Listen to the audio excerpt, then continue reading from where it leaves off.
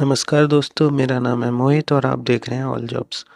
आज की जो जॉब है वो निकली हुई है सीएसआईआर के institute, Indian institute of chemical technology, Hyderabad में। और इसका जो एडवर्टाइजमेंट है वो 29 जनवरी 2025 को निकला है और इसका ऑनलाइन एप्लीकेशन 30 जनवरी 2025 से स्टार्ट हो चुका है। और इसकी जो लास्ट डेट है एप्लीकेशन की वो 28 फरवरी 2025 है। तो ये इंस्टीट्यूट है सीएसआईआर का। सीएसआईआर के बहुत सारे इंस्टीट्यूट हैं। तो इस इंस्टीट्यूट में जो मेनली डिपार्टमेंट जो है वो है in industrial organics, drugs, agrochemicals, organic chemistry और lipid science and technology, chemical biology, chemical engineering and design engineering है। अब इसमें जो पोजीशन है वो हमारी जो निकली हुई हैं वो टेक्निकल असिस्टेंट की हैं। मैंने मार्क कर रखा है पहले से ही। यहाँ पे देखिए, ये टेक्निकल असिस्टेंट की पोजीशन है। और इसमें जो है टोटल 23 पोजीशन है, जिसमें अनरिजर्व की 11 है। अनरिजर्व में रिजर्व एक वैकेंसी है। एससी की 2 हैं, एसटी की 1 है, ओबीसी की 7 है, ईडब्ल्यूएस की 1 है। और ये जो वैकेंसीज है वो 7th पीसी के हिसाब से लेवल 6 की है, जिसमें आपको सैलरी अप्रॉक्सीमेट 70,290 मिलती है। और इसकी जो 28 ईयर्स मैक्सिमम एज है फॉर अनरिजर्व कैंडिडेट। अगर आप एससी में है तो आपको 5 साल का रिलैक्सेशन मिल जाएगा। एसटी में, ओबीसी नॉन क्रीमी लेयर है तो आपको 3 साल का एज रिलैक्सेशन मिल जाएगा। लेकिन ईडब्ल्यूएस में आपको कोई रिलैक्सेशन नहीं मिलेगा एज का। ठीक है, अब इसकी देख लीजिए एक बार। हम देखते हैं कि कौन कौन से एरियाज में जो है टेक्निकल असिस्टेंट है पोस्ट। तो जो पहला है जो है केमिकल 1 करके पोस्ट कोड जो दिया हुआ है हमारा, यहाँ पे देखिए केमिकल 1 करके दिया हुआ है, मैंने मार्क कर दिया है। तो इसमें जो है आपकी 8 पोस्टें इंजीनियरिंग सर्विसेज में, जिसमें 2 अनरिजर्व की हैं, 3 ओबीसी की हैं, एक एसटी की है और एक ईडब्ल्यूएस की है। और इसी 2 अनरिजर्व में एक पोस्ट है अनरिजर्व की फिजिकली डिसेबल्ड कैंडिडेट के लिए। और इसमें जो आप क्वालिफिकेशन हम देखें तो क्वालिफिकेशन जो है वो डिप्लोमा इन केमिकल इंजीनियरिंग मांगा है, वो भी 3 साल का होना चाहिए आपके पास। और इसमें आपके 60% मार्क्स होने चाहिए और 2 साल का एक्सपीरियंस होना चाहिए केमिकल इंजीनियरिंग में। अगर आपने लेटरल एंट्री लिया था डिप्लोमा में, मान लो आपने +2 के बाद ज्वाइन कर लिया है, तो 2 साल का होना चाहिए और 2 साल का एक्सपीरियंस होना चाहिए केमिकल इंजीनियरिंग में। ठीक है, इसमें ये मांगा हुआ है। और उसके बाद जो अगली है वो इंजीनियरिंग सर्विस में ही है, इलेक्ट 2 करके है पोस्ट। तो ये इलेक्ट्रिकल इंजीनियरिंग की है, इसमें एक ही पोस्ट है रिजर्व के लिए। तो आपके पास इलेक्ट्रिकल इंजीनियरिंग में 3 साल का डिप्लोमा और 60% मार्क्स और 2 साल का एक्सपीरियंस।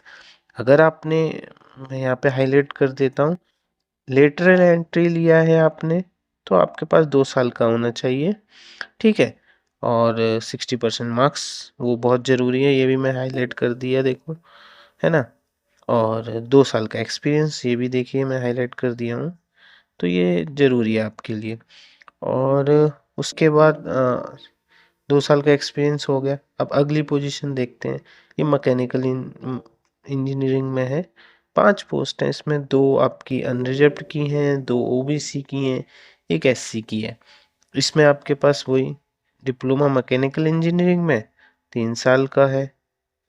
ठीक है, हाईलाइट कर दिया है मैंने। 60% मार्क्स चाहिए आपको, ये भी मैं हाईलाइट कर दिया। 2 साल का एक्सपीरियंस चाहिए। ठीक है, अगर आपने लेटरल एंट्री लिया है तो 2 साल का डिप्लोमा होना चाहिए और 60% मार्क्स, 2 साल का एक्सपीरियंस। अगली जो है वो सिविल की है। इसमें 2 पोजीशन है, एक अनरिजर्व के लिए, एक ओबीसी के। तो आपके पास डिप्लोमा होना चाहिए सिविल इंजीनियरिंग में। ठीक है, सिविल इंजीनियरिंग का आपके पास डिप्लोमा होना चाहिए, 3 साल का एक्सपीरियंस होना, मतलब 3 साल का डिप्लोमा मिनिमम होना चाहिए, 60% मार्क्स होने चाहिए आपके पास और 2 साल का एक्सपीरियंस होना चाहिए। ठीक है, अगर आपने लेटरल एंट्री लिया है तो 2 साल का होना चाहिए, 60% मार्क्स और 2 साल का एक्सपीरियंस सिविल इंजीनियरिंग में होना चाहिए। अगली जो पोजीशन है वो बायोलॉजी की है। एक अन्य जो पोजीशन है, इसमें आपके पास क्या चाहिए, इसमें आपके पास बीएससी इन लाइफ साइंस होने चाहिए और विद मिनिमम 60% मार्क्स, और इसमें केवल 1 साल का एक्सपीरियंस चाहिए आपके पास। लेकिन वो एक्सपीरियंस जो है वो लैबोरेटरी एनिमल फैसिलिटी का होना चाहिए, ठीक है? तो आप इसमें अप्लाई कर सकते हैं। अगली जो पोजीशन है वो केमिस्ट्री की है, एक ही पोस्ट है और आपके ओबीसी की है ये, ठीक है? इसमें आपके पास बीएससी साइंस होना चाहिए 60% मार्क्स के साथ, और 1 ईयर का जो एक्सपीरियंस है ना वो पेप्टाइड सिंथेसिस में होना चाहिए। तो ये बहुत स्पेसिफिक है, इसके कम कैंडिडेट होंगे, तो अगर आप में से कोई है तो आप कर सकते हैं। हालांकि इन्होंने लिखा है कि जो एडिशनल क्वालिफिकेशन है जिसके पास एमएससी केमिस्ट्री और एम फार्मास्यूटिकल केमिस्ट्री, उनको प्रेफर किया जाएगा। अगली जो पोजीशन है वो कंप्यूटर सर्विसेज में, तो 2 पोस्ट हैं, एक अनरिजर्व की, एक एससी की। इसमें आपके पास डिप्लोमा इन कंप्यूटर साइंस होना चाहिए, या कंप्यूटर इंजीनियरिंग, या कंप्यूटर टेक्नोलॉजी, या इंफॉर्मेशन टेक्नोलॉजी। इतनी सारी चीज़ों में अगर है तो आप कर सकते हैं। 3 साल का, 60% मार्क्स, 2 साल का एक्सपीरियंस। अगर लेटरल एंट्री है तो 2 साल का डिप्लोमा, 60% मार्क्स और 2 साल का एक्सपीरियंस होना चाहिए।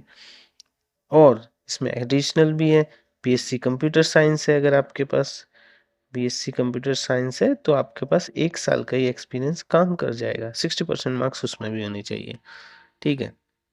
अगली जो पोजीशंस है वो मैनेजमेंट सर्विसेज में, इसमें आपकी एक ही पोस्ट है, वो अनरिजर्व की है। इसमें आपके पास डिप्लोमा इन होटल मैनेजमेंट या कैटरिंग टेक्नोलॉजी होना चाहिए, 60% मार्क्स, 2 साल का एक्सपीरियंस। लेटरल एंट्री तो 2 ईयर का full time duration diploma, 60% marks, 2 साल का एक्सपीरियंस होना चाहिए। अब अगला जो है इंफॉर्मेशन मैनेजमेंट सर्विसेज है, तो इसमें आपके इसकी एक ही पोस्ट है, diploma in any techno engineering या टेक्नोलॉजी, 3 साल का होना चाहिए, 60% मार्क्स, 2 साल का एक्सपीरियंस। वेब डिजाइन में होना चाहिए आपका, देखिए web design, graphic design, photo editing और ये सब में होना चाहिए। Creative digital versions for publicity and publication. या फिर आपके पास क्या क्वालिफिकेशन होना चाहिए, बीएससी इन साइंस होना चाहिए और 60% मार्क्स के साथ होना चाहिए, 1 ईयर का एक्सपीरियंस होना चाहिए, जो यहाँ पे दिया हुआ था सारा का सारा आपके पास होना चाहिए, ठीक है? तब तो आपको ये यहाँ पे भर सकते हैं। अगली जो पोजीशन है वो आपकी है इंफॉर्मेशन सर्विस, तो इसमें आपके पास में एक पोस्ट है अनरिजर्व की, ठीक है? ये हो गई अनरिजर्व की एक पोस्ट। इसमें आपके पास बीएससी इन साइंस होना चाहिए विद 60% मार्क्स, और 1 साल का एक्सपीरियंस होना चाहिए, किसमें आपका, science communication and science journalism में, ठीक है? तो आप भर सकते हैं, ठीक है? और अगर आपको कोई भी इंफॉर्मेशन जाननी है तो आप मुझे कमेंट बॉक्स में लिख दीजिएगा। इसकी जो पीडीएफ है वो मैं डिस्क्रिप्शन बॉक्स में शेयर कर दूंगा लिंक, आप वहाँ से डाउनलोड कर सकते हैं। Thank you.